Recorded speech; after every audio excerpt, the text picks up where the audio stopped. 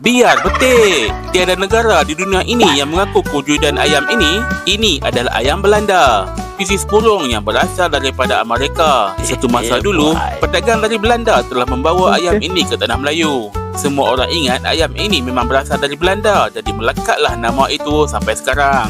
Tetapi tahukah anda, ayam Belanda dipanggil dengan pelbagai nama lain di luar negara. Orang Syria memanggilnya ayam Ethiopia. Orang Ethiopia pula menggelarkannya ayam Turki, sama seperti orang Amerika sendiri. Di Turki, ia dipanggil ayam Hindi kerana beranggap ia datang dari India. Sama juga seperti orang Perancis, walau dalam bahasa mereka disebut sebagai ayam dinde. Manakala di India, ia dinamakan sebagai ayam Peru. Di Peru pula, Google lah sendiri.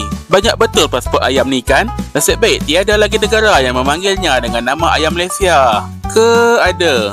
Apa pendapat anda? Kongsikan di ruang komen. Yang belum subscribe, jangan lupa subscribe tau.